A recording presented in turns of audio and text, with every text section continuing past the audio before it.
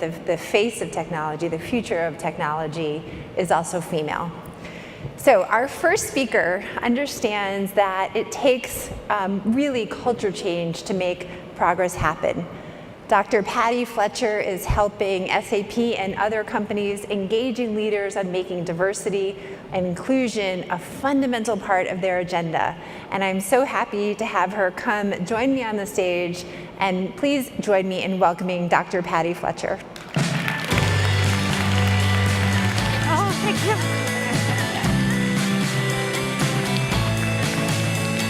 Thank you. Yeah. For as long as I can remember, I have had this unexplainable connection with my grandmother, my mother's mother. My sisters and I called her Little Nana because she was about 4'7", and I exceeded her height despite being petite myself by the time I was about 9. I spent the first 5 years with my Nana. She watched me while my mother worked every day when working moms really weren't a thing. And we had so much fun. My memories are of amazing Armenian comfort food she'd make, songs she'd teach me.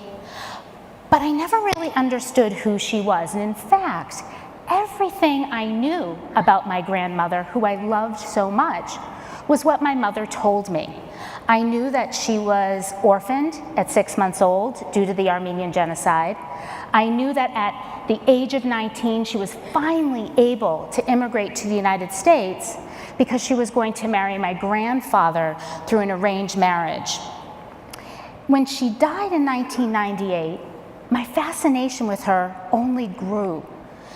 And so I started to try to research her life, but I couldn't. There were so many things that were missing, and I knew that I had to learn how to research like a scholar instead of a business person. So, at what was probably the most inconvenient time in my life, 2 small kids at home, my job ultimately felt like I was being paid to go on a plane and fly to places, I decided to go back for my PhD so I could learn to research like a scholar.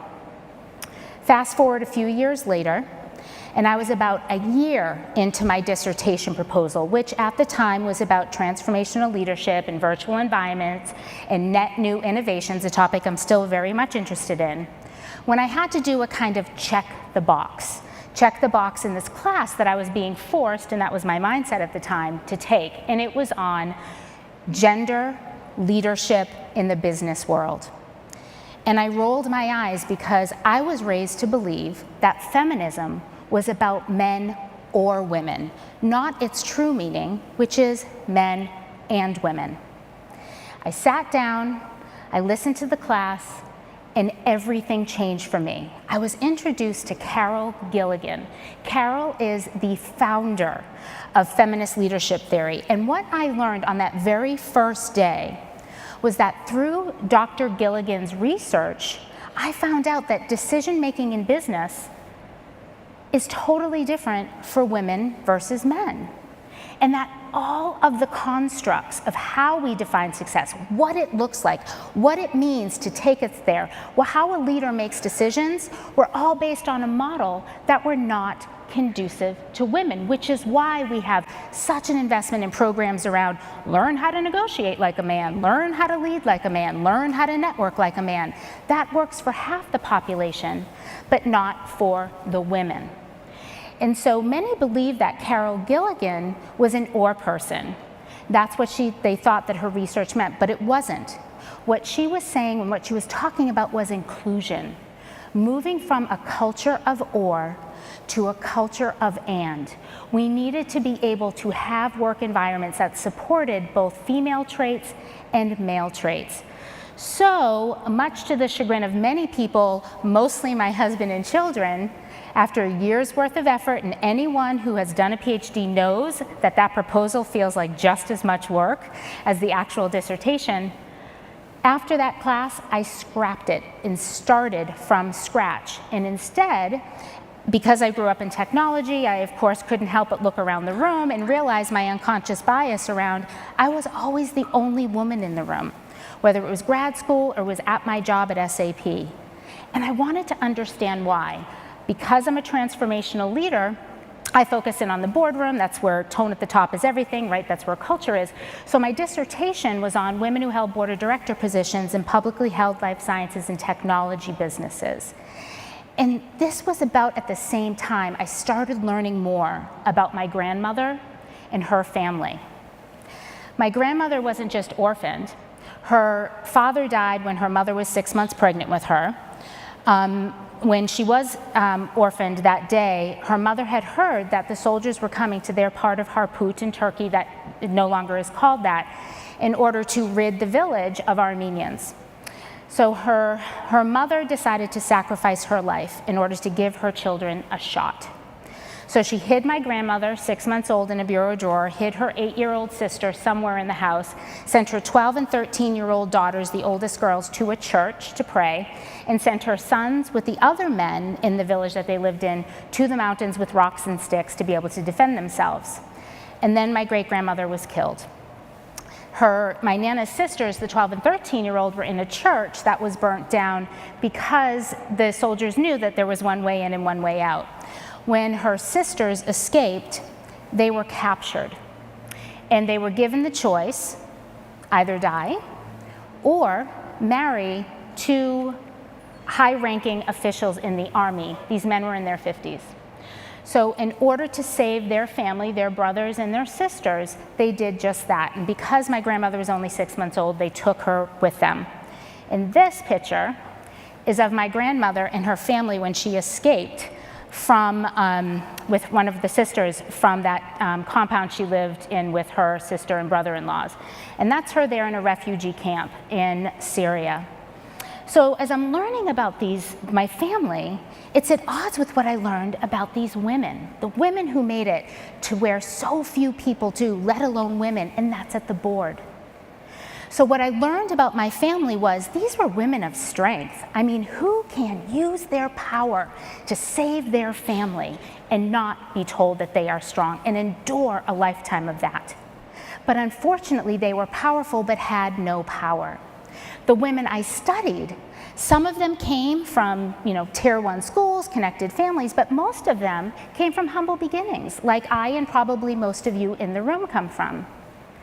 They used their thirst for innovation and for change. They used their grit to be able to turn every barrier into a strategy waiting to happen. Not one of them woke up in the morning thinking, who's going to oppress me today? It just doesn't work like that, right? And how many ladies here actually think that when they wake up in the morning? No, we think about what we have to do during the day and the things that we have to accomplish. So I thought, okay, that's my family legacy. I have a choice to make. So I decided, because of the sheer luck of being born in America with how I look, that my job was to create a platform so that I could be the voice of change and enable other women to do the same. So there I was, really excited. I knew everything. I had so many friends in the tech world that are behind me. And the first thing I did was go to a tech conference that had the percentage even lower than 20%. In fact, it was between 5 and 8%. And the focus that I was doing was a panel where half the panel were women, half the panel were men. And we were talking about gender equity in the tech world. I thought everybody, these amazing people, some of whom I knew in the audience, they're innovators, they're good people, that they'd be on board. So there we were, my panel and I up on stage. I'm having the time of my life. I'm a big shot. Yay, I'm talking about this. Everyone's going to be all in. Kumbaya at the end. I look up and I see people start streaming out. By halfway through, half the room had left. By the end, the caterers and like a few event planners were in the audience, and that was about it. Over the next few days, I started getting trolled. I started getting hate email, hate blogs. I took a bit of time, took a step back, licked my wounds, and started reaching out to some of the people who were there and no longer were, and were the loudest in opposition. And what I found out was I broke a cardinal rule. You see, although I knew and understood that the topic of gender equity in the workplace is a systems issue, right? That men don't need to be fixed, women don't need to be fixed, I made it about blame and shame. I didn't focus in on the system. So as I started to remember that, I realized that this truly is a cultural transformation, right? It's not just a change in what we do, it's a change in how we do it. And as I spoke, not only during my dissertation with the men on the board level, all the way down to individual contributor that helped me create and relive or have some really good connections after that conference with especially some of the biggest derailers, what I found was with the hearts and minds where I could meet the men, right, who I needed at that table because this is a systems issue and a cultural issue and not a female issue, that they came to this topic with interest and passion when they had a daughter. And actually, research from Harvard just a few years ago shows that that is still true. But what have we learned over the last 18 months? We learned that we need more than that. Looking at the workforce, now finally having people who report to me having a place where I really do, my job does depend on all the best and available talent, I needed a new way of connecting with all decision makers, not just some. So how do we make that real? How did I turn all this passion, all this desire to change the way the world views women leaders and how they view themselves, and that is my mission? Well, I started working with SAP and SuccessFactors on figuring that out. SuccessFactors is the HR cloud solution that SAP has. And so here's the challenge. There are 150 different unconscious biases at play at our brains just at work at any given time. 150. How the heck do you attack that? When you talk to most leaders about this topic and operationalizing it, they say, where do I start? How do I do that? Now, I combine that with some research from Dr. Elizabeth Kellen from Cranfield University, who found that that glass ceiling wasn't up where I put it at the board level. Where it's most prominent in the workforce is at that middle manager level. Makes sense, right? They're responsible for the majority of your workforce. They determine who gets promoted, how people are treated, what you get paid, and those kinds of things last throughout your career. So how do you do that? Where do you start? We started thinking about where were those key decision points where those unconscious biases mattered the most, and how could we use technology to be able to enable the new behavior without the blame and shame. And our research found that it's these key decision points up here where you can do what's really, really important when it comes to unconscious bias. Decision interruption. It is completely impossible for any of us to be able to disrupt our own conscious bias because that's just how everything is. So let me give you an example of some ways that technology is going to start to change the way we do things when it comes to the people we have and how we leverage it, and most importantly, how we harness all the best and available talent. If I hear one more time from someone trying to hire a tech position and there are no women applying, and they say things like, well, I tried, I can't find anybody, I'm going to scream. We need to be in different rooms talking to different people about different stuff. And one way that we can do that, let's start with who applies. Okay, so how many of you are people managers? Okay, so you've probably written a job rec or two before. Yeah, that's a pretty rote activity, right? We copy and paste, or we focus so much on the job. Here's the thing, research tells us that there are thousands and thousands of words that attract or offend women, and thousands of words that attract or offend men. So using emerging technology such like machine learning and augmented intelligence, because these are people decisions, not machine decisions, when you write a job description as a manager, you write it and all of a sudden the machine highlights a few words and pops up and says, hey, you might want to rethink this word. I think what you're going for is, and gives you some suggestions. It's not saying, shame on you, you're only going for white women, or shame on you, you're only going to attract men. It's simply giving you the option to rethink something as simple as a job description. But if we kept it there, and this is really important for business leaders, it can't just be about diversity and inclusion, it has to be about business excellence. It has to be about not only changing why we do something, but how we do it. So we also combine that with, or combining it with, let's see, industry information, like what does this kind of role go for? Competitive information, do your competitors have this kind of role out there? How many job recs are open? All that kind of stuff, so that leaders can make fully informed decisions to truly harness all the best and available talent. The point here is we have the tools and the technology to be able to change this, not by only providing programs, right? We spend billions and billions on programs, education, all that kind of stuff, which is important, but that's too much of an or. Coupled with something like this, where it's embedded in the how you lead your people all the way through this life cycle, asking these kinds of questions, we are bringing the mountain and meeting people where they are, which is the key point of transformational leadership. Meet people where they are in order to get them where you need them to be.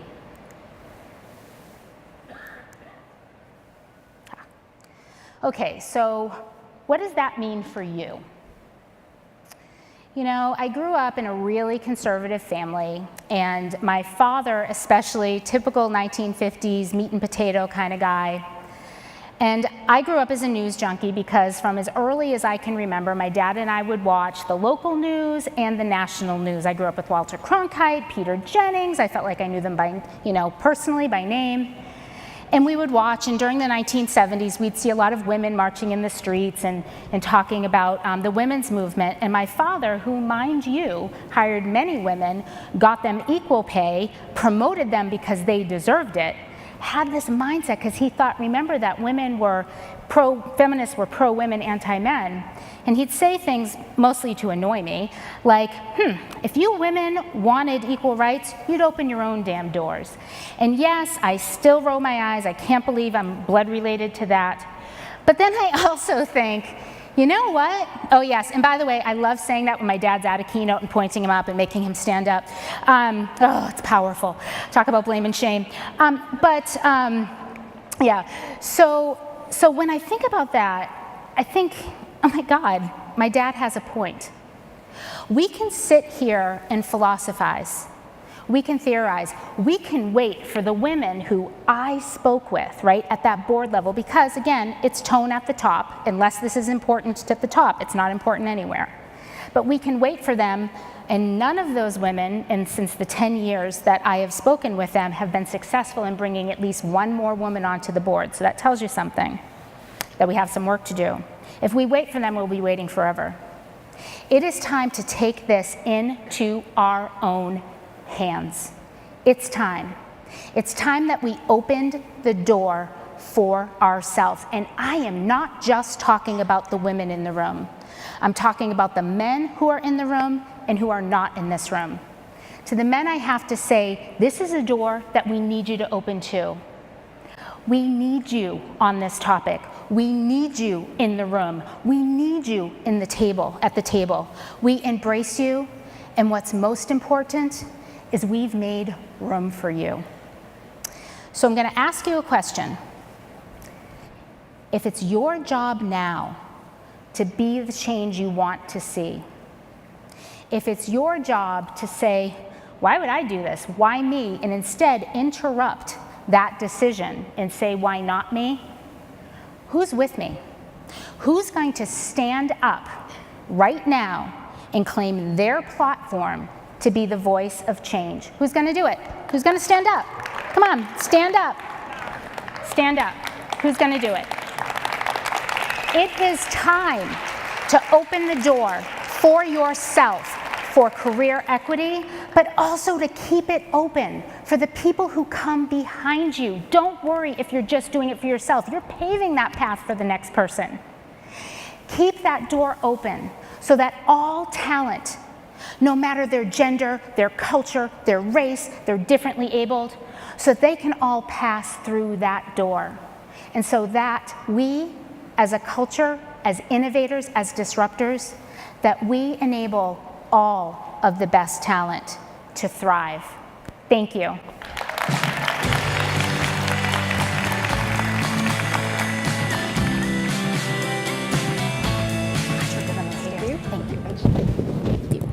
Thank you so much, Patti. That was awesome and truly inspiring and just really practical, and I wish I had known your Nana. So thank you so much for doing that.